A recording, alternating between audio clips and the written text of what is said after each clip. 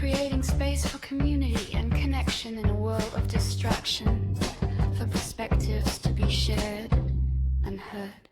Hello, and welcome to another episode of Perspectives from the Informed Perspective. We're Penny and Jenny, and if this is your first time tuning in, we're so glad you're here. This is the podcast where we explore what it means to build thoughtful, grounded communities shaped by our local lives, but enriched by ideas and experiences from around the world. For us, meaningful change starts with listening, really listening, especially to experiences that challenge or expand our own. Today, we're talking about youth mental health.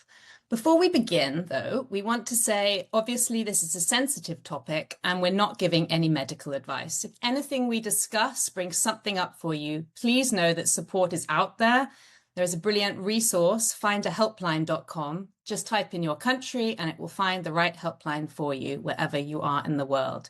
You don't have to navigate what you're going through alone.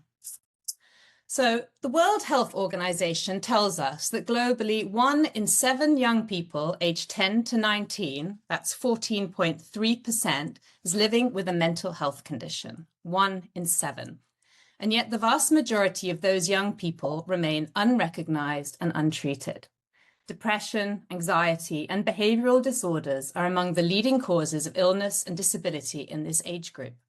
And perhaps most sobering of all, suicide is the 3rd leading cause of death among 15 to 29-year-olds worldwide. And loneliness is making it worse.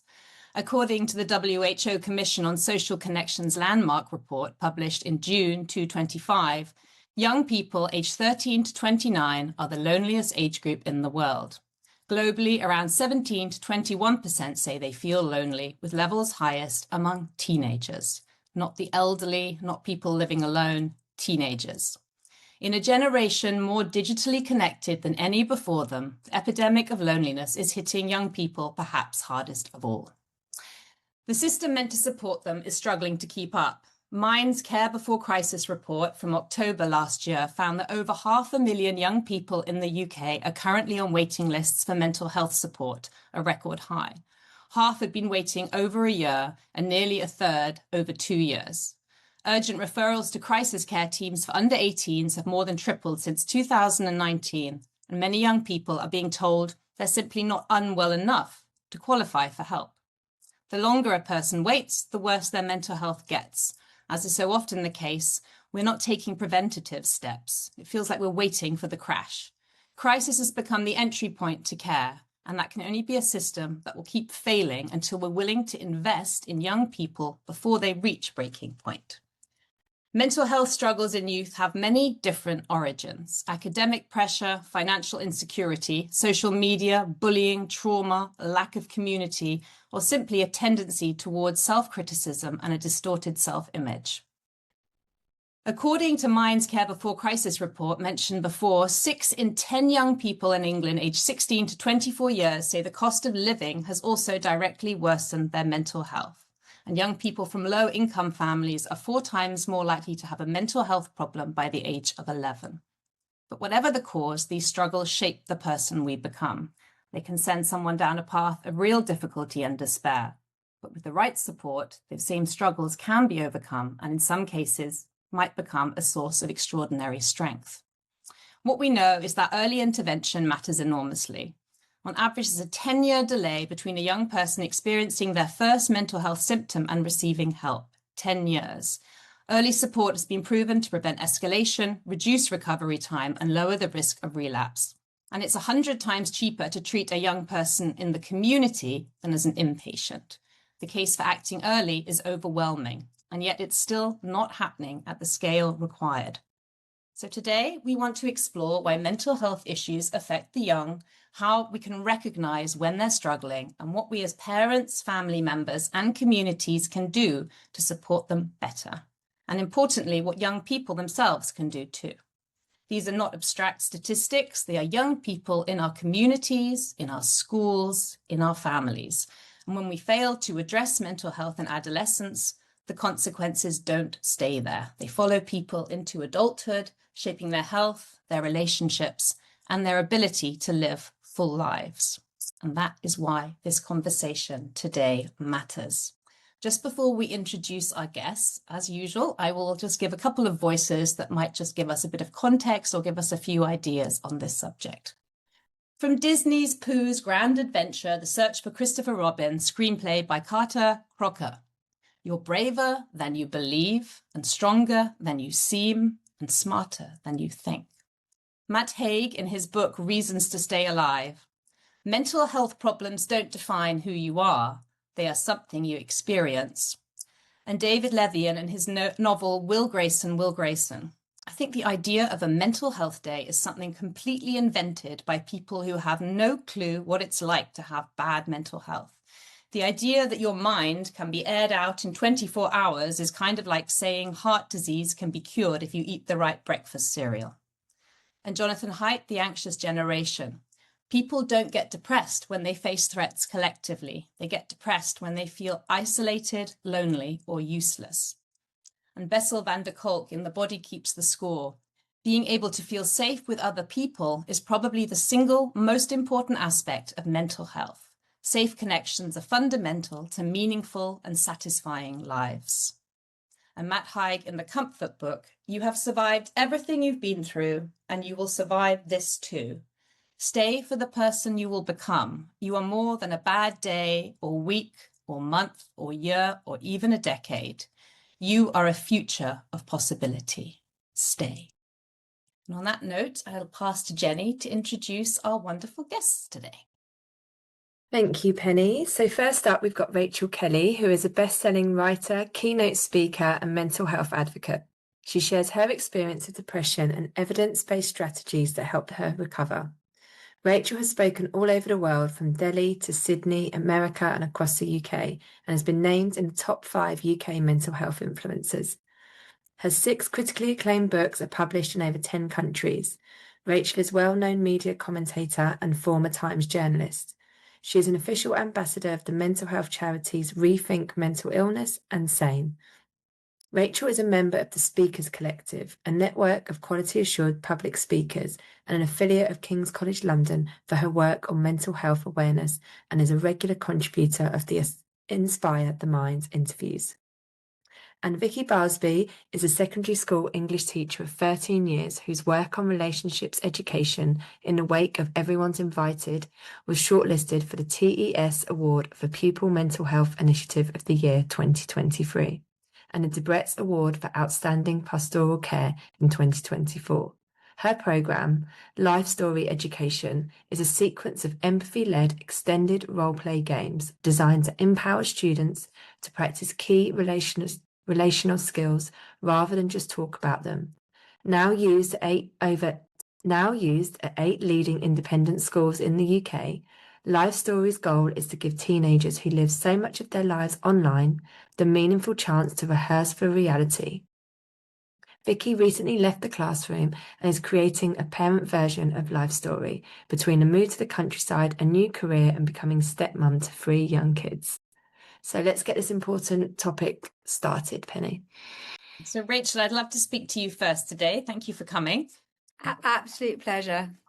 I loved your intro, by the way. It's such a great kind of overview of where we are. Yeah, fantastic. Good. Glad to hear it. Lovely to have you joining us. We're very privileged. I wanted to ask you a little bit about your own journey, really. You've spoken very openly about experiencing depression yourself and have shared that publicly. What made you decide to make that public when it's something so personal? And what has that openness really taught you about how we talk about mental health, and I suppose in particular with young people? Yes. Well, I sort of, as it were, came out of having experienced severe mental health problems, including being hospitalized. In 2014, I did a memoir about my experience called Black Rainbow. And indeed, my experience of recovery. To your first question, why did I do that? I think that one of the issues that still is current in mental health, and maybe we can come on to it, is stigma. So in 2014, I think stigma was higher than it is now, and mental health was less talked about. I think it would be fair to say that mental health in the context of a sort of my world, so a kind of world of journalists, professionals, doctors, business people, a kind of people who don't obviously have a kind of mental health problem. It was even less talked about. I think there was a little of there was an understanding which you touched on, which is that people suffering from social deprivation are more vulnerable to mental health. I think that was quite well understood back in 2014. There was also a kind of understanding that kind of crazy celebrities who were in the arts, maybe they could be a bit up and down. But this kind of what I might call this sort of broad middle, which is where I would put myself, mental health was not broadly talked about. So I think I definitely knew that there was a stigma, and I knew that I had that stigma myself, that I was found it difficult initially to talk about what happened. But I also knew that there's a tremendous burden that if you are suffering from high anxiety or depression, to not only be coping with that, but in addition to be pretending to the world that actually you're not, you're fine. How are you? I'm fine. Is a real burden. And so I think that was the first reason I wanted to talk about it. I think the second big reason is I'm just a tremendous recycler. I kind of, I can't bear rubbish. I'm always reusing things. And I felt that I'd had this, sorry, I suddenly felt emotional. This quite profound experience of 10 years of very poor mental health. And it's not for everybody, but I am a person of some faith. And there was a line that hit me in the Bible, and it said, who going through the desert make of it a well. And so I actually thought, you know what, I could create something out of this very, very dark time. And maybe that will feel like less of a waste of a decade of my life. And I could create something and I could be positive. I know there's always a view that, maybe you could help people. And I'd love to say that was a big motivation. Of course it was a bit. I think to be honest, it was more about finding something creative out of something that had been so negative. Oh, thank you. And firstly, Rachel, for sharing as well, because just to revisit as well your motivation. Yeah. Be back. Yeah. So I appreciate it's true because I started on adult mental health and then I switched to young people's mental health 5 years ago, which is, why I'm so interested in this discussion. But it's funny because sort of going back to my own story is a kind of, there's still an emotion obviously there. It's really interesting. Well, you just literally, as you were talking there, Rachel, I was thinking about, why did I get so invested in everything I started doing?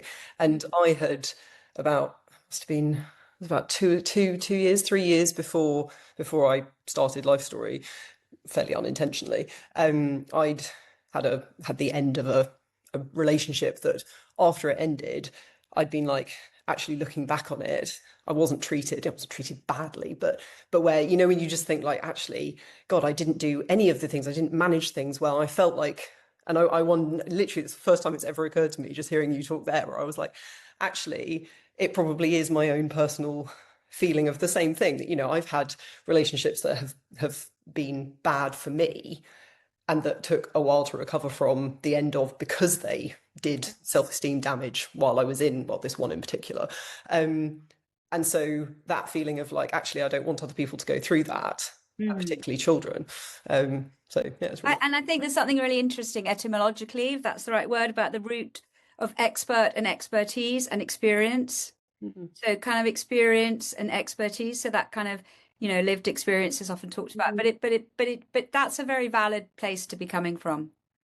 And it reminded me as well of our first podcast, but our first motivations for doing them, which I know we touched on before we started recording. But it's actually for people to share. I shouldn't have used the word share but people sharing their personal experience can become a shared experience for someone else.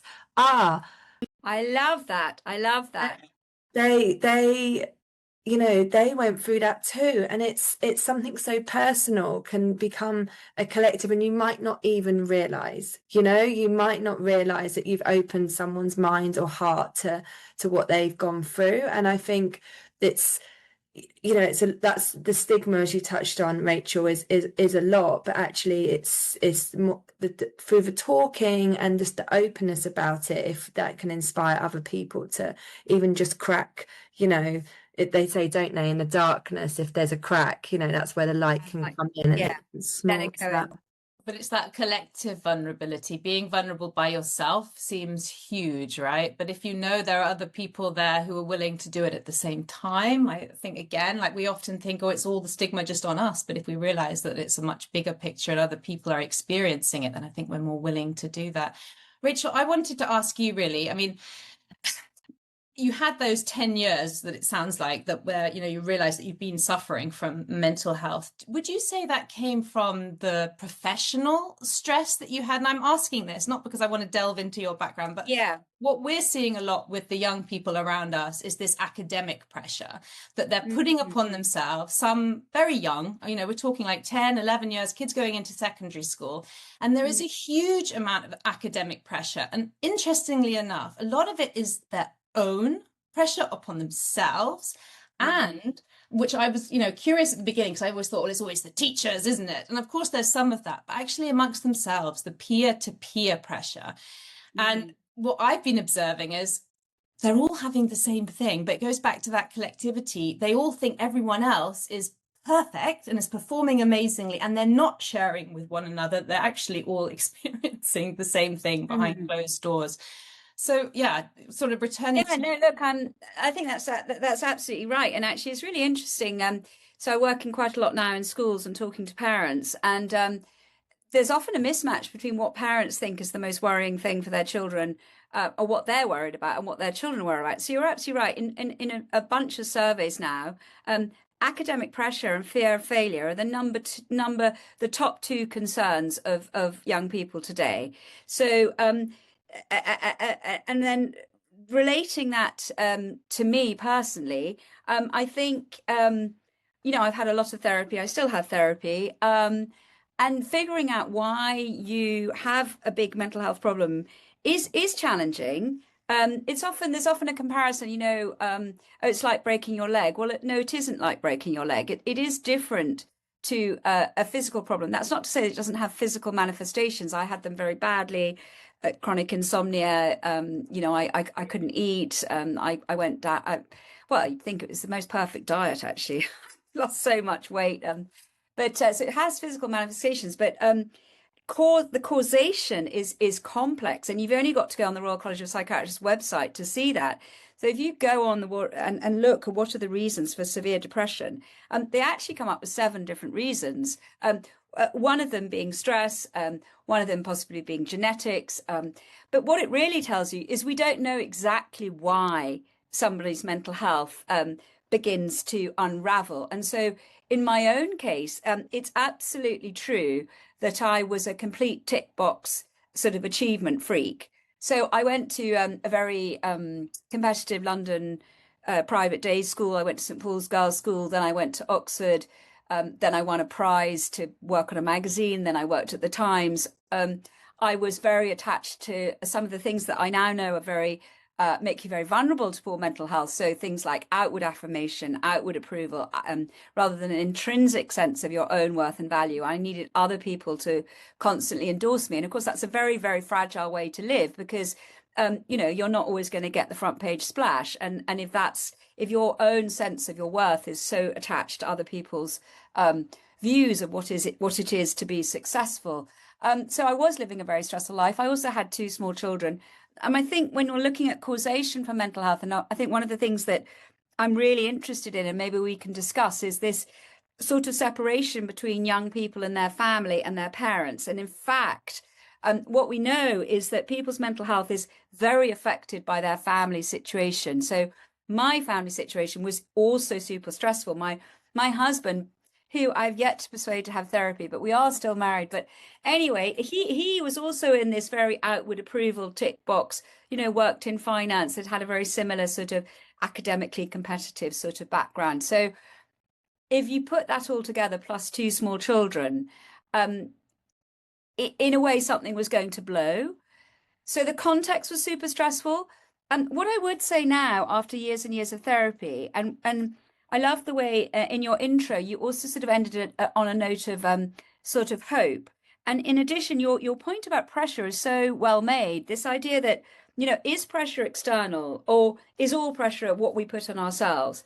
And I think through a lot of therapy, a lot of looking at thinking styles and my own emotional regulation, I've got to quite an optimistic place in the sense that I think that if I rewrote my first book, and by the way, when you all write your books, the minute you finish them, you rewrite them.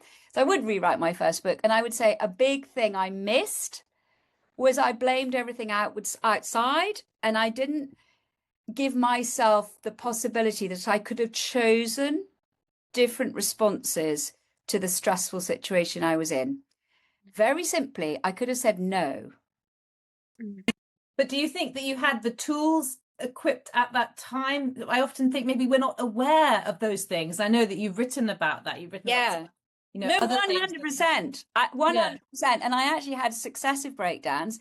And amazingly, even though the first one was, well, I'm going, sorry, I'm losing it was pretty awful. I didn't do anything the first time. I didn't have any therapy.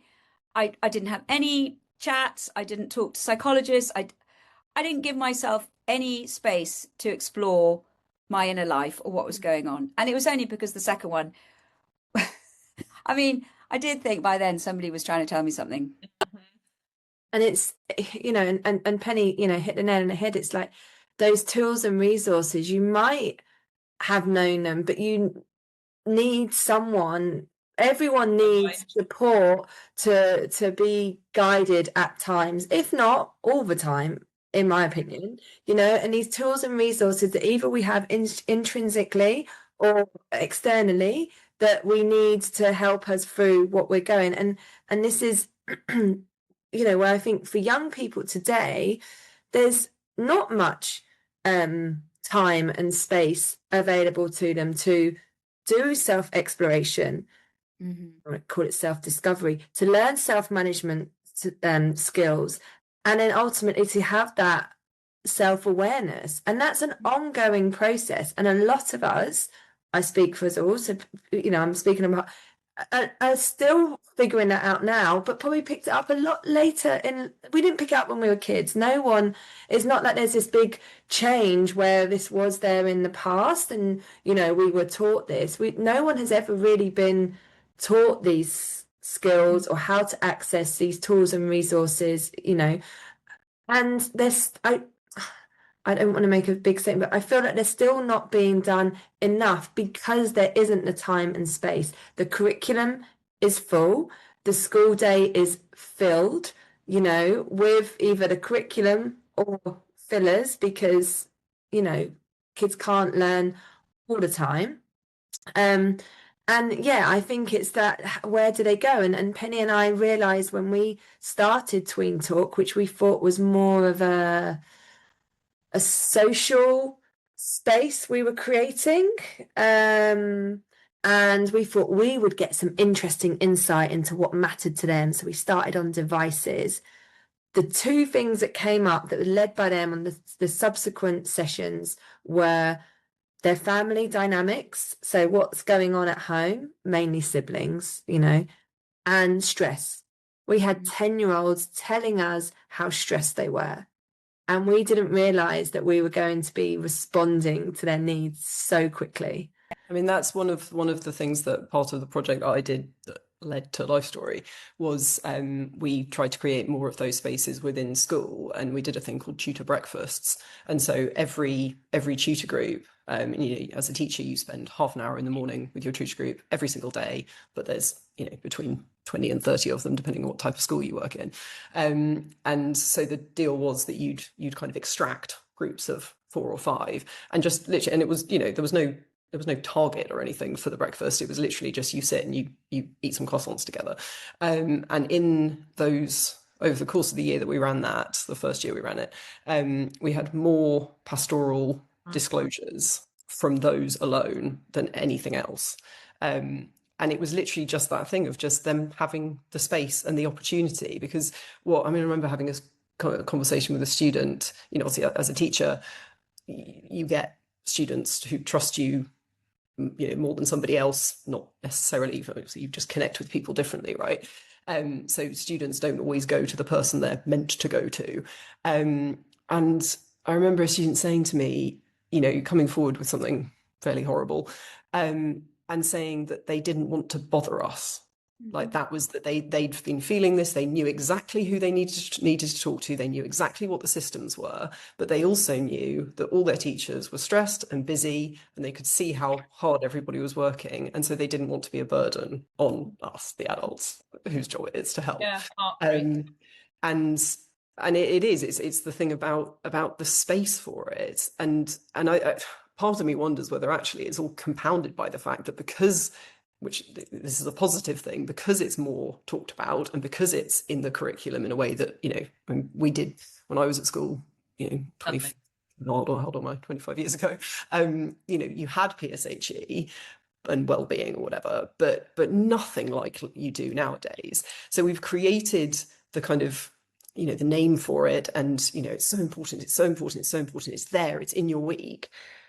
And so, but at the same time, there actually isn't the meaningful space for it. And so there's this kind of combination of the pressure to make sure that you're sharing and make sure you're looking after yourself, with also the lack of opportunity and maybe a lack of, it's not a lack of understanding, but for want of a better word, lack of understanding of the fact that it's hard for adults to share stuff, let alone for a lot of kids or teenagers, when they don't necessarily have the language or they have the social fear and all the things that, you know, adults suffer maybe slightly less from. And it risks becoming just taught again, another lecture that it's like, oh, I should do this, but what if that doesn't always? Well, it's all lectures. I mean, that's, you know, yeah, you know, it's not to, you know, it's not necessarily two-way. And Rachel, going back to your point on, you know, the causation and, you know, necessarily the causation, but the home life as well. We all, as parents, we know that you want to try and create the space, but then when you can create the space and you've made time for it in your afternoon or evening, and okay, do you want to talk? How was your day? Zip. And then, you know, when you're busy doing something else, and then I've just reflected on this. I feel very lucky that my 7-year-old says, "Can I tell you something?" And it's his way of asking, and it didn't used to be him actually telling me respectfully anything meaningful. It was like, can I have a drink? Like, can I ask something? But now I just noticed in the last month or so, it is when he wants to share something. So I now welcome that little, can I tell you something? Because it's his indicator that he wants to talk. And he did it this morning. It was, you know, he didn't sleep very well, apparently, but not everyone has those cues and has, you know, or is, you know, able to. So it's a lot on the what I meant by the home life as well, and it's a lot on that space as well to create a space or enable it, and then for the parents to have the tools and resources to be able to do it for themselves and for their children. Well, I yeah, all of that is so interesting. I think what I'm sort of hearing and what my own experience as well is that we haven't got to consensus about good ways of helping young people with their emotional, psychological, mental health in schools.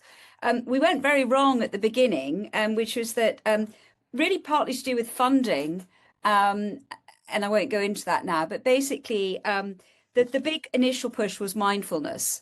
And mindfulness was rolled out in really quite a lot of schools, and there were a lot of mindfulness providers. As I say, there was an economic argument for it, but and mindfulness can be very good. It just turned out it didn't work very well for teenagers. So we kind of wasted quite a long time rolling something out in schools that didn't really work. I think where we've got to now, which is partly why I think Vicky's work is so interesting, is that we're all trying to figure out, you know, what is a good way to support and help young people in schools. And we can come on to more about, you know, what the data is and where we think things are working well. I think your other point, Jenny, which I'm really interested in, is, you know, and indeed, Vicky, this idea of, you know, where do we find this this time and space, you know, to provide this connection? And Vicky, you had that lovely story of, you know, actually you learnt more over the croissant in the morning than you ever did in a kind of formal setting. So in my Gift to Teenagers book, I spent a lot of time sort of interviewing psychologists and psychiatrists and trying to figure out, you know, is there any evidence? I just share one bit, because in fact the subtitle of the book is Connect More, Worry Less. So in fact the whole book is how do you do this kind of connection game. And by the way, it starts with connecting with yourself. So all of us here, our main relationship is with ourself ahead of any other relationship. So if you have a good, connected, calm relationship to yourself, you're more likely to be able to have it with others. But one little bit of data which I really enjoyed was that 9 o'clock is this golden hour for connecting and finding space to talk to young teenagers, to teenagers and young people about their mental health. The reason is that they're on a different circadian rhythm to us. So they naturally get up later, which is why the school day is all wrong. And they naturally go to bed later. So 9 o'clock, we are actually winding down because we probably got up early and went to work. And so our defenses are down. And they're beginning to sort of gear up because they're going to go to bed later. Because of what's happening to the adolescent brain, which is really important, one thing that's happening is this desire for autonomy and this thing called individuation, where they need to separate from us and they need to be able to assert control. And the reason the 9 o'clock thing is so clever is that we want to provide an environment in which they're in charge. So far from us saying, "Oh, would you like a little chat now?" We want somehow for it to be their decision and for them to feel control about how that relationship is being played out at that time. And what the research showed is it's almost just about you. It's not what you say. It's much more monkey do, not monkey say. So it's just literally being available, whether that's sort of doing the washing up a little bit slowly at the end of dinner, keeping your door open when you're curling up with a book, letting them take the initiative to come in to talk. They may not want to, you may just have to really have that desire to connect, but they may not want to. But just acknowledging that is part of giving them the kind of energetic space to come in, but also giving them the power to stop that conversation. Because you're essentially on a kind of down low, you're rather passive. They could walk out, and that's really important to them because they don't want us to be controlling them or directing the conversation. We're trying to get them to feel in charge. Yeah. Yeah, what I don't understand though, and I think this, affects the family life and the school life, is that sudden sort of, we were talking about the golden hour just now. I'm thinking more like, it's not witching hour, but the hour it all goes wrong is when the kids go to secondary school. And why we're not making better use of that middle school period. And I say that because they go from often a nurturing primary school where they've had that one class teacher, and then they're going into secondary. And there's so many things happening all at once. And I don't understand, when we're looking at all these frightening statistics and everything else, why don't we take a beat and actually say, why don't we take year 7, year 8, and actually put the basis is everything is that our kids are happy, balanced, and then we can start to push on the academia maybe later. But I don't understand why that isn't possible. And I think that, look at other European countries where they're a bit slower than us, or their education system's a bit longer. Let's just take it longer. Let's study till we're 19 if we need that extra year. But I feel like if we could get them on good footing at the beginning, when they're at that age where puberty is like coming at them with, a sudden, moment.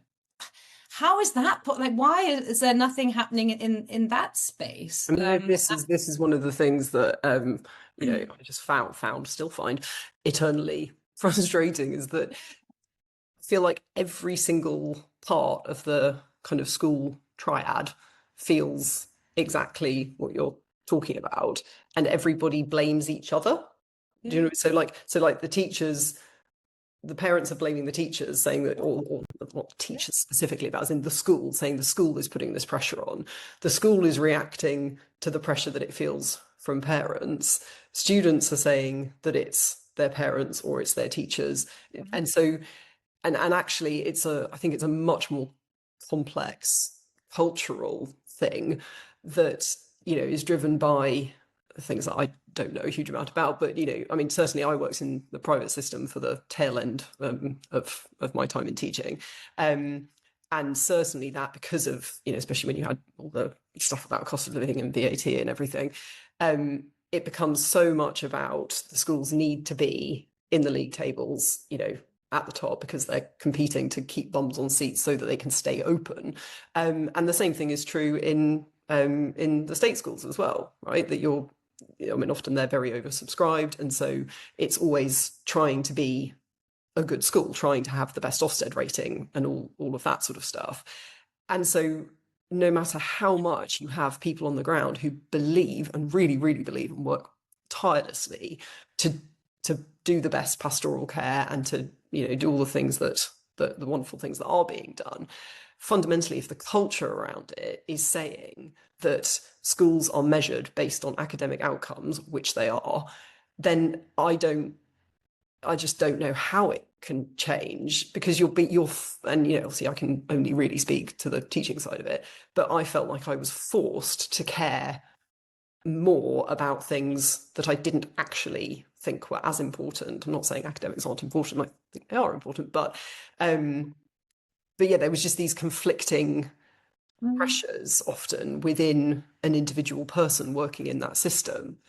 But correct me if I'm wrong, the IB program, as an example, does not put the pressure for those exam results on the children at such an early age, doesn't do that GCSE assessment at such an early age, and yet they still graduate with great grades. So, I mean, yeah, no, I mean, when you look at the, obviously, I mean, I've never worked in an IB school, but when you look at outcomes and everything from European countries, then yeah, there is no, well, yeah, So don't know look, what the answer is, but go, Rachel. well, no, I mean, look, I'm just sort of bursting. I'm loving this chat. I mean, I think we know that transitions are absolutely massive for people's mental health. So you're absolutely right, Penny, that transition from primary to secondary. And in fact, I have a whole chapter on transitions, because quite a lot of people I spoke to in the field said that we handle transitions really badly. We don't have ceremonies to sort of honour the end of one stage, to introduce the end of another stage. Funnily enough, we've got better at the transition into primary school. As you know, that's much more staged now. Though talking to parents, that's a huge parental involvement, because, you know, you get 1 hour and then you get 2 hours, etc., etc. But we seem to have sort of been asleep at the wheel on that transition between primary and secondary. I think the other thing that I'm hearing is, what we're really saying is, could we turn this around and think, well, where is good practice? You know, where is it working that this transition is less traumatic, that we keep this sort of balance that the children may have had up to the end of primary school? Where is good practice? So where is good psychological health in teenagers? And actually, it's not rocket science. We can look quite clearly in different systems where there is less stress. So to your point, Vicky, Penny, you were mentioning the IB. You're absolutely right. That is a different stress system of exams. In Australia, there isn't a kind of big, you start at whatever it is, 5, and you go through to 18 at the same school. You don't add in that stress of, where am I going to go to school, which is obviously a massive stress on children. There's other bits we know about good practice, about what works. I almost feel that because of the uncertainty about what are the reasons for poor mental health, let's just turn it around. Let's look where there's good mental health. So, for example, there's really good evidence that one thing that's very, very helpful. So when people move into adolescence, so much to be said about the teenage brain, but in essence, what we want to do is we want to somehow nurture a feeling of compassion. And I really recommend to anybody the work of Kristen Neff, if you know her work. She's a Texan academic, and she's absolutely brilliant. And she's about nourishing compassion in ourselves and nourishing compassion for others. And to me, this is at the heart of how you can make this smooth transition. I'll give you an example of good practice. So I was working with one school, and it was divided. It was a private school, and it was divided into houses, and they had a lot of problems with teenage mental health in that school. But there was one house in that school where the children's mental health was extremely good, and those children were extremely balanced, and they were very nice to each other, and they were nice to themselves. To your earlier comment, Penny, you made a comment about, is one of the reasons of this sort of negative self-story that people have, and being very hard on themselves. The reason was that in that house, there was a child in a wheelchair. Now, there's quite a lot of evidence that if we learn to be compassionate to others, we're more compassionate to ourselves. So this is quite simple. I mean, I think sometimes the conversation can get too sort of negative, like there's nothing we can do. No, I'm really positive. There is stuff we can do, and we can turn this around. So very simple things like volunteering with, and I've had experience of this. I've seen it actually work, which is finding that compassion for others, whether that's with a disabled children or children with special needs or with animals. Anywhere where there's vulnerability, that's just one example of good practice that we could use. Isn't that that's also about getting out of your own head as well sometimes? And that goes back to the human connection, right? That, if you sit alone at 100%. home by yourself, you can blow everything out of proportion. See the other side of it. I mean, Vicky, my research project when I did my PGCE was on dogs in schools, and and I am there. I spent 14 I'm not years allowed to take my dog into I know, us. desperately hoping to turn my dog into a school dog. I came very, very close at school, but sadly not. Vicky, this links really nicely into your life story. Yeah, Education so with I was empathy. going to say, I'd love you to tell us a little bit about that, please. yeah, exactly. Yeah. So what you were just saying about compassion, Rachel, I was like scribbling away, being like, yes, yes, yes. Well, Because I love Kristen Neff. I mean, she's got a 15-minute TED talk. I mean, Yeah. I really recommend it. Yeah. Yeah, no, so I mean that part of it, so I did a lot of research around the things that I just from my experience felt to be true, but it's like that's not Yeah. very rigorous. So, looked into what the truth was. And I discovered so much interesting stuff about the development of empathy in teenagers and things that happen biologically in terms of there's two different types of empathy, cognitive and affective, and the things that happen for boys versus for girls at different stages of the kind of developmental process. And one of the big findings, particularly because I was looking at this in the context of everyone's invited and the whole sort of rape culture in schools thing, was this empathy gap that appears between sort of 13 and 17-ish, between boys and girls. That is not, it's not their fault. It's not, and obviously it's different for different people with different hormone levels and everything. But when I then looked into the impact of, because again, as an English teacher, I just had this, obviously observation and instinct that, I knew that kids weren't reading like they used to. And I know that reading enhances empathy. And so then I started even looking into television viewing habits. And this was, obviously things have only got worse since social media has expanded. And this was in the very early days of TikTok, I think. And even, if you compare to when we were kids, the kind of TV things that we watched and the fact you had to wait for them and, they went on, you'd watch Saved by the Bell or whatever, and they were all human stories that were to do with teenagers going through all sorts of ups and downs. And so it was sort of like you were empathizing with these characters, but you were also experiencing all these problems, but in a very safe way. Whereas now, kids don't watch TV in the same way that they used to. And if they are watching TV, they're often watching shorts on YouTube or, increasingly it's TikTok, it's social media, etc. And so those slow narrative arcs that are to do with human development, compassion, ups and downs, repair and conflict and everything, conflict and repair, that basically all of these, and I just started thinking like all these little things that are happening are leaching an already kind of empathetically challenged phase of life, of empathy even more and more and more. And so I built Life Story largely around the notion of creating teachable moments so that it goes from being like, wait till they do something wrong and then tell them off and hope they learn from it, not least because nowadays, kids can't make mistakes in safety anymore because everything is filmed and, saved on a phone somewhere or shared beyond the moment in which it actually happens. And so the idea of kind of, creating within the classroom where, you can get them off screens, you've got them all in a safe space, and to create moments where it's like, okay, if this happened, what would you do?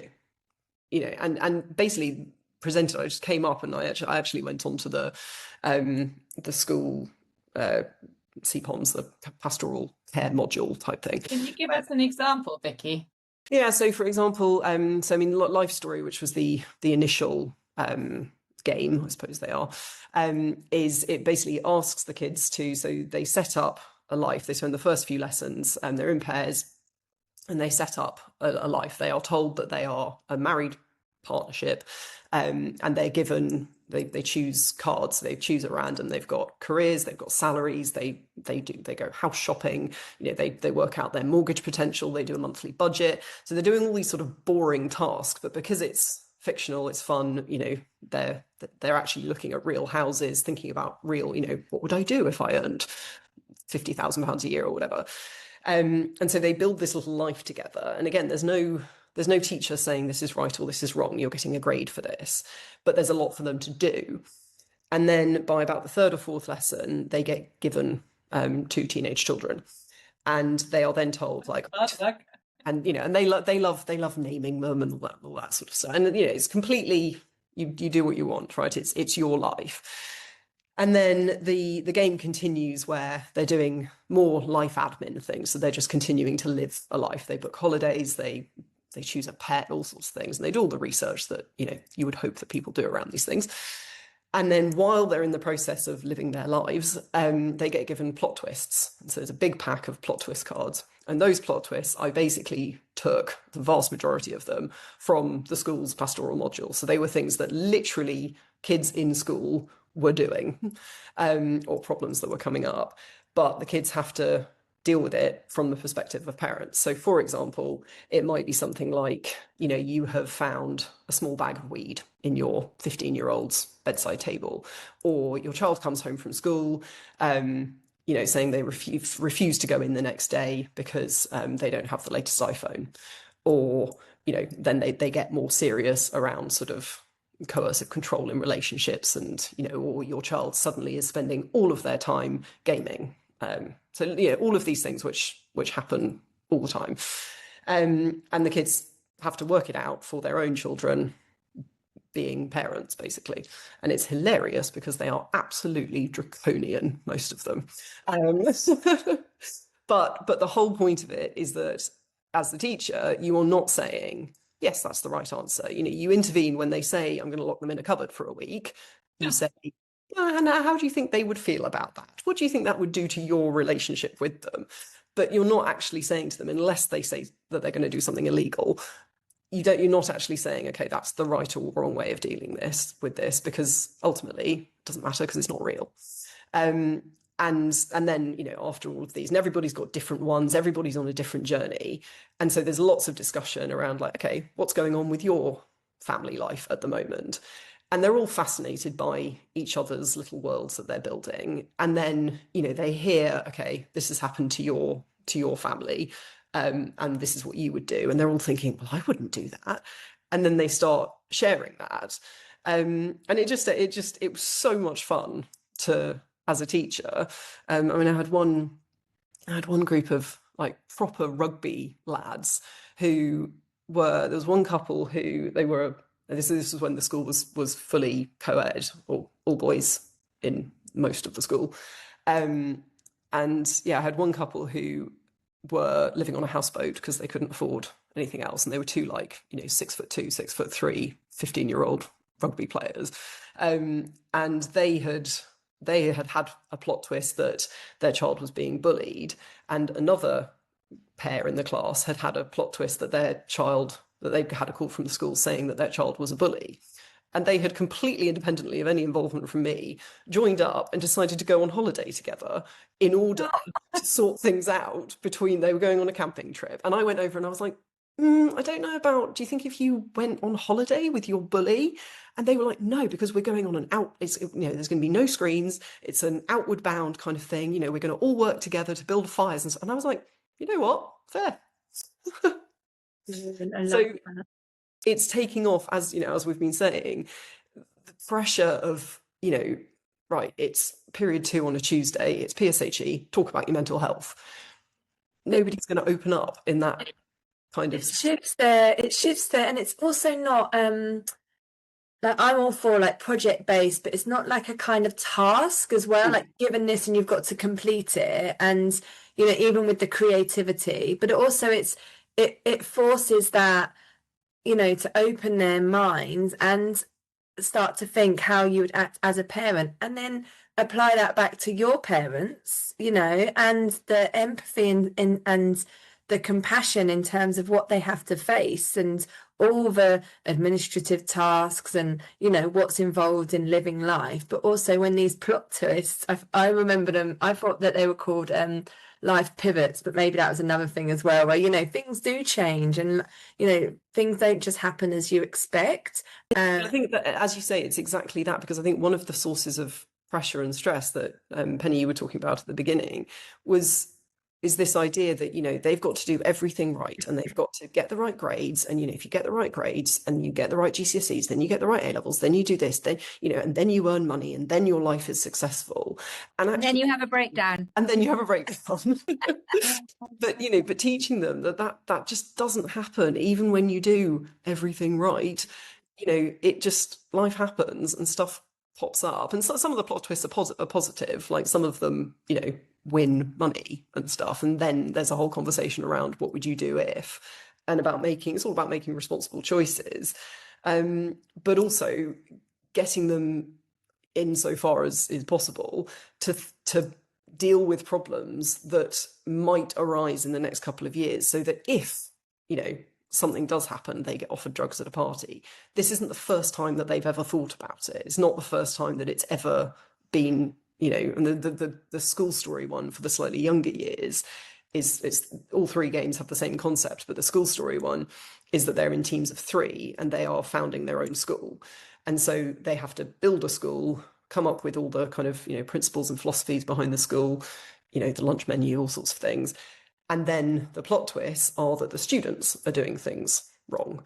And so, and again, they are so much more liberal. So what was the outcome? There was more empathy by the end towards parents, towards teachers. They finally realised what an amazing job we're all doing. Honestly, some of the feedback, some of their, testimonials and stuff were unbelievably touching, particularly about with School Story, because School Story is younger. Like, I think the oldest group who did that were, one school at the moment does it with year 9, but it could go down to year 6. But we did it with year 7 at the school where I came up with all this. And the year 7's literally these like unbelievably compassionate little testimonials about, this made me really realise how hard the teacher's job is. And you're just like, oh my God, thank you. And that returns to getting into someone else's situation and understanding that. Yeah. Rachel, I just wanted to ask you, returning back to sort of prevention now, the prevention tools that we've talked about. If anyone out there at the moment is struggling with mental health or, beginning to not feel great, what kind of things should you said thinking about ourselves. So what kind of things should we be doing? You mean in terms of our own mental health, our or mental health problems in young people? Yeah. Well, yeah, no, absolutely come to that. Can I just one last comment on Vicky's work, because I just love the sound of it. For me, what was sort of shouting at me was this idea that they're developing agency.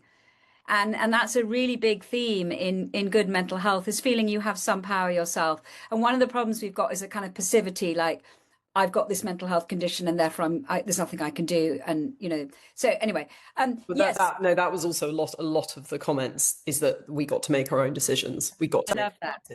Absolutely love that. Yeah. But yes, Penny, so to your question, what do we actually do if we begin to be in trouble ourselves?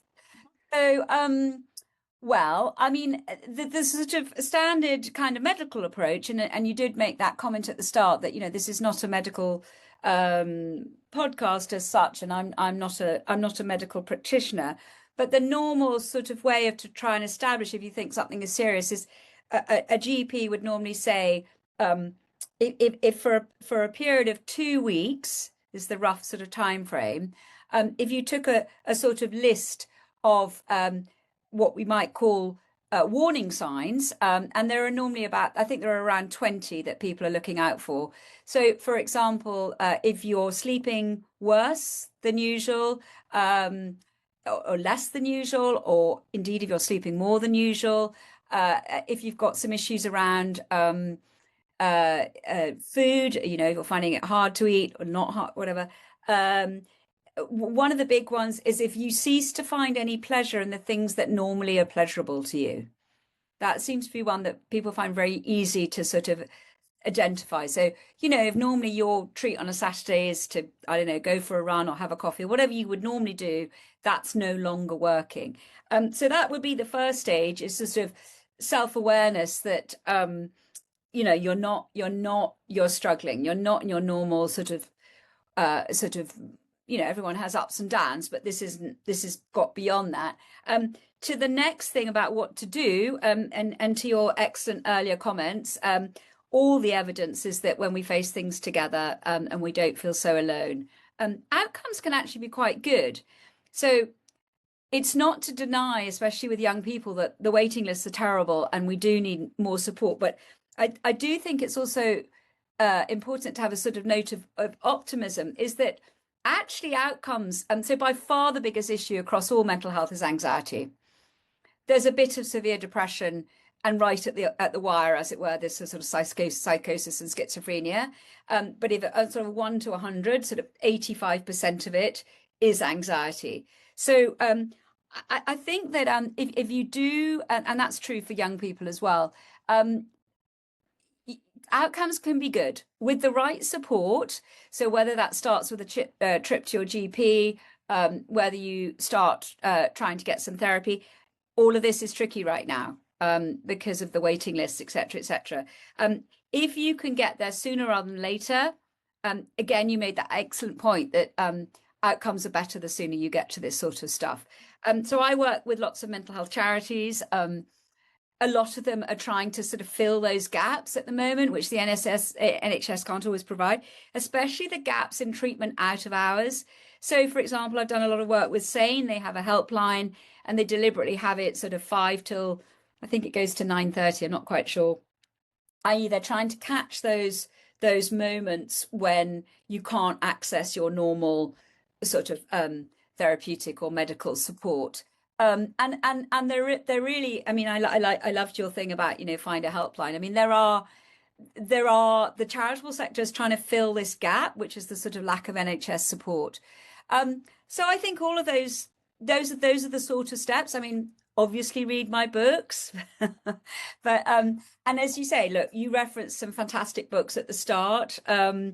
You know, I think all those things can be really, really. What about nutrition? I think that's like another one, like coming up for me. Or, you know, we've said mindfulness isn't always helpful, but what sort of things also worked for you? Things that you. Well, I mean, I got terribly excited about nutrition because it really does work. And one of the things I like about nutrition is it goes back to agency. You have to take choices 3 times a day about what you're going to eat. That came out. That was about. I'd say I did that book, Happy Kitchen, Good Mood Food, in 2017. So what happened was I was still doing much more what you might call conventional treatments. I'd done a lot of CBT. I was using medication, and I went to see my GP. She said, "How's it all going?" I said, "Well, it's okay." And she said, "Okay, I'm gonna write out this prescription for you." And she said, "Here are 3 happy foods." And I said, "What do you mean?" She said, "Yeah, dark green leafy vegetables, dark chocolate." I thought that sounds nice. And oily fish. And I said, "Hey, well, what do you mean? I'm literally in all my treatment. This is across a decade. No doctor has ever mentioned anything to do with nutrition. So you all know it." I mean, I was lucky with that book because it came out a little bit ahead of the curve, because I was experiencing this stuff myself, and I always try to stay grassroots. But I mean, you know, everybody now knows about gut health. We know that 90% of serotonin is made in the gut. We know that there's an absolute direct link between what you eat and how you feel. And some of the evidence, I don't know if I've got my Happy Kitchen book here, but you know, that just ticks along, and the reason it ticks along is because it works. And the way I structured that is I took the 7 or 8 symptoms of low mood, depression, and anxiety. So I took insomnia. What can you eat for it? Where's the evidence? I looked at 500 studies, and I did it with a nutritional therapist. Then I looked at low mood. What makes the difference? Then I looked at can't even remember all the other things I looked at. all the symptoms that I had experienced, and what were the nutritional interventions. Yeah, and I mean, a lot of people feel that, I mean, if we did one thing, that's what we should do. Yeah, And but the importance though of making those healthy decisions, and then the other side of the spectrum, we've got what the media is saying is beautiful. We're back to being skinny, zero is best. For young Yeah. people having to navigate that, it's not easy. And if you're not feeding your brain, you're also not going to be a happy person. I Yeah. think this is also it's incredible hearing you talk, Rachel, because when Penny asked you the question and you started to answer it, it's like it's not obvious, but you're like, well, you should do this, or then there's this, and but actually we all need I'm going back to what I said earlier, the support and the reminders of what is out there. And I wrote down, it's about the daily habit. So first off, noticing like how you were and how you are. So if there are changes, and understanding that's that self-awareness, or being aware of other people around you, but also then the daily habits of how you're looking out after yourself. And I do think that it's all out there, but it can be very mind-boggling, for want of a better word. I know I should be doing this, or I should be doing that. I'm of this certain age, so I should probably have this type of diet, but then I've got these symptoms. And so but actually it's like eating clean or whatever. How can you, as you're an individual person and lifestyle, what daily habits can you implement that can help you? And be it talking, we've spoken about speaking to other people. And then the other thing that came to mind is this with the charities, the charity work as well, but other people, and even going back to schools, it's kind of not create, but where are your allies, and who can you turn to, and who do you need to be an ally? And I think that's one of my biggest empowerments for this is, obviously if it's a personal matter and it's affecting someone else, because we've been talking about the youth today, and if you're a parent and you're a young person, but there'll be certain people in their lives, like the school, that need to know, and the school need to be an ally in that. It might not, the setup might not be there, it might need work, or there might be extra provision needed or access, but actually unless we all individually start to speak more about what we need or what we could do and what helps, and share with others, so we can inspire and remind people of what they can do, then that's where I think the movement can come. And it's to keep talking about it, even if it feels even if you feel like I'm not an authority to say, or maybe check, but actually to know that there's a helpline, findahelpline.com, to be reminded that there's hundreds of charities trying to fill that gap, and also the basics that we don't often get taught about. Well, I think this is where, exactly as you're saying, like all of this talking and awareness and education around it avoids that feeling of like, right, when something goes wrong, where's my silver bullet? Mm-hmm. Like, an understanding that, because I think it's often, particularly for kids who maybe don't feel empowered or feel like they don't have control, then, but that's true of adults as well, I imagine, that knowing that, okay, fine, eating a bag of kale is not going to make you immediately feel better, but that there are loads and loads of incremental things that are within your control. And that's not to undermine or disavow, professional intervention at all, but that while, if we're talking about kind of hopefulness in the face of the challenges of the NHS and everything, that while you're waiting for help, there actually are things that you can do. And it's I don't know if it's sort of information overload sometimes, isn't it? Where we now have so much access to so much stuff out there. And so, bringing it back to the environments where children learn things that they can trust, and that they hopefully can, where they do get the right information, it is things like within schools, at home, with parents who are invested and care and are paying attention, and doctors who aren't just saying, okay, here's a 6-month waiting list with a pill at the end of it. Yeah, and that the mental health of parents and adults is also dependent on their children's mental health. It's like the cycle, each little part within that pattern. We all need to be happy, if you get my point. I think also, I think it's so valid, the points about the sort of overload and there's so much stuff and it's almost like too much. I almost like to sort of step back in almost a kind of philosophical way and in a really sort of very simple way. One thing that I was working with a group recently that they seemed to love, which wasn't my idea, it was an idea of someone called Louise Hay, if you know who I mean, but we were using it in a group and it was just so simple.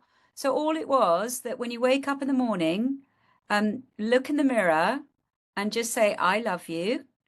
And this is to sort of destigmatize the idea that self-care is selfish and that somehow it's looking after yourself sort of denies you, somehow that's a bad thing because you should be thinking about other people. In fact, of course, if you look after yourself, you're better able to look after other people.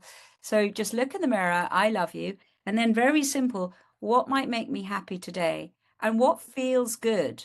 So, you know, does it feel good to have a nap? Can you allow yourself to take time out? Does it feel good to go for a walk? Does it feel good to pat a dog? And just to build that self-awareness. And that's quite a simple thing, because with all these choices, you may or may not just sort of know, you're kind of overloaded, but a very simple, you know, does it make me feel good to connect with my friend and have a cup of tea? And how do I feel after I've done that? And just you keep coming back. Does that feel good? You know, I'm feeling good being on that podcast. I mean, I'm feeling good in this connection. I'm feeling this connection between us. You know, I've done a lot of that work. So, you know, I know when I'm feeling good. In a radar, yeah. And I think it's interesting. This comes back to some of the kind of relational stuff. Is that one of the things that I think it's so important to note, and this sort of comes back to what I was saying about you know, reflecting on my own experience right at the very beginning of this chat, that noticing that when you're, you know, if you're hanging out with a friend, and I think this is true for a lot of teenagers, that actually, how do I feel after that interaction? Like, you know, so many people have friends who actually are just exhausting or who actually don't make you feel that good about yourself. And to have the self-awareness and the agency to say, actually, that relationship, whether it's a friendship, whether it's a romantic relationship, isn't serving me. And to teach young people that it's fine to leave those, because I think so many people don't work that out until they're in their 20s, 30s, 40s. you know, I like to have an optimistic feel. That's why I call the book The Gift of Teenagers. I am essentially an optimist, and I feel that I'll be turning 61 this year, and I'm still figuring this stuff out. Wouldn't that have been fun? You know, my next life, I will obviously get to being Zen much sooner. But I mean, isn't it great? I mean, I'm going slightly goosebumpy. Isn't it great that through the work of people like Vicky, through your awareness, things like this podcast, you know, for all the steps that we are also passionate about, you know, we have got a chance here to make it different. And that is thrilling to me. And that's why, you know, I'll just keep going with this work for as long as I've got. And I exactly what you were saying, Vicky, and you know, it's to Rachel when you're saying that, do I feel good after this? The answer can be no. That doesn't have to be. That's as powerful as saying saying no is so amazing. You know, oh, so next time I'm going to go for a coffee with that friend. I might not, because last time I didn't feel great afterwards. And an even simpler step to the mirror one, which I used in a workshop once, was just smile. Just smile at yourself. If it feels too big to say I love you, if you really are struggling, practice and start with just smiling at yourself, and you'll build it. So if you get asked to something you don't want to do, I've just started to say, and I'm really sorry, but I'm watching telly. Really sorry. Not brushing your hair, Rachel. No, I'd love to come, but I've got to watch telly tonight. I love that. I love that. Good. So on that note, I think we should conclude with our Tween Talk question today, and that links quite nicely, and I think in part we've probably already answered it, but let's dive in. My school does mental health awareness, but it's always really rushed. We never get to actually say how we feel. What's the point of awareness if no one has time to listen? I think we've touched on it, but maybe Vicky, you'd like to answer first? Yeah, I mean, that question just makes me really sad. I mean, I think, you know, there is always the difficulty of when you're running sessions like that for students, that you don't want anybody to not be safe in terms of to overshare in front of their peers and everything. You know, the hope is that schools have got the the mechanisms whereby if something does come up in one of those sessions where, you're talking about mental health, and so but then the student feels like, well, something's coming up, but they've rushed off to the next thing or back to lessons, whatever, that there is somewhere that they can go in order to, the appropriate spaces to catch those moments of actually wanting to share. But I think it's about, sometimes I think it's well, not less about, but it's all well and good to have the spaces, but if you don't have the culture around the kind of meaningful use of those spaces, and also actually just the time in the school day, like kids are so busy. And again, I put this down to our sort of increasingly just like rush, produce kind of culture, and the idea that you can't possibly just let kids just do nothing for a day. They've always got to be doing a club or something, because otherwise they'll get into trouble, or otherwise they'll be on their phones, or whatever it might be. But actually, sometimes it does take having one of those PSHE sessions, whatever it might be, and then it does take a couple of days of sitting with it, or a lunchtime of doing nothing, to realise that you want to talk to someone, or to get up the nerve to go and speak to somebody. So yeah, it is. I mean, I think it just makes me really sad that person feels like that. That it's obviously on the one hand what the school is doing is working, and on the other hand, it's not. It's going 80% of the way there, which isn't good enough. Rachel? Yeah, I mean, really hear what Vicky's saying, and there is a poignancy there. I mean, I think I'll kind of perhaps on a more sort of optimistic note, that I think the culture's changing. I think stigma's reducing. I think there's huge awareness more broadly in the teaching community, in the school community, certainly the schools I'm involved with. And I think this can sort of filter through across the whole curriculum. There are opportunities in all sorts of subjects to include sort of aspects of psychological health and well-being that maybe hitherto haven't been discussed. So, for example, back to Vicky teaching English. Let's say you're teaching Romeo and Juliet. There's a really interesting discussion there to be had about a young relationship, about family conflict, about suicide. Some of these elements, it's a bit like in the old days with mental health. We used to sort of split mind and body, the Cartesian model based on René Descartes, the mind's here and body's there. In fact, we've now understood that it's a completely independent, back to the nutrition stuff. And for me, it's a bit like, really, if education is about the best of whatever's been thought and said, in every aspect of education, there are opportunities to build in this kind of awareness. Let's take biology. There's opportunities to build in what's going on in the teenage brain. There's opportunities to, we didn't even know anything about the teenage brain 10, 15 years ago. It's a whole new field of study. Let's take sport. There's opportunities to talk about, some of the things we've been talking about, whether that's, let's just say your team is defeated roundly. There's an opportunity to talk about, what do we feel about failure? What does that even mean? Stumbling blocks can be stepping stones. You can feed a lot of very sound psychological information and approaches across the broad curriculum. Yeah, I mean, I completely agree with that. That is, and again, this is kind of anecdotal experience, but my sense is that as an English teacher, because you're always talking about issues, that I've had a lot of students come to me where I'm not the person, I'm not their form tutor or whatever, but I've had a lot of students come to me over the years with their problems, big and small. But that's because you're really nice, and I'd come to you. Time to compliment each other. What's that about standing in front of the mirror? You'd hope that there's that is part of it. But I do think it's also that if you're teaching a subject where in English there is naturally the space for that, and not in maths, for instance. But actually I don't know about maths, but I know that it's true that a lot of PE teachers, for example, often are the ones who kids go to. And I think that's partly because if they're in sports teams and stuff, they are experiencing so much of that psychology. And, I know most of the PE teachers I know do a fantastic job around things to do with teamwork and winning and losing, and the mentality of, is it still fun? And I think it's a combination of, the things that they aren't innately aware of and talking about because of related to the subject, but also because they have the space for it, that it feels like there's, they're allowed, they've got their teacher in a different context, which goes back to our breakfast thing, that, hanging back at the end of a lesson and saying, Miss or Sir, can I talk to you about something that is, going on at home, that's actually a very intimidating thing to do, because you know that the bell's going to go, you know that the teacher's got a stack of marking on their desk, whatever it is. Whereas when you have, you're walking back from the sports pitches, it's those kind of openings in where the school community, how to put it, like where the fact that the school community is built on relationships, which it is, but where that fact is actually allowed to just breathe. Does that make sense? And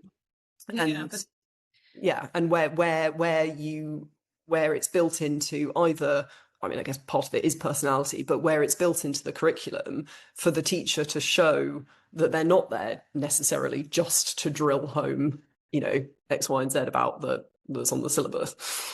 Yeah. So our hope for the future is the curriculum is going in the right direction and things will change. I do think it is. Like, good. Yeah. Well, we'll leave that on a positive note then. I do think it is.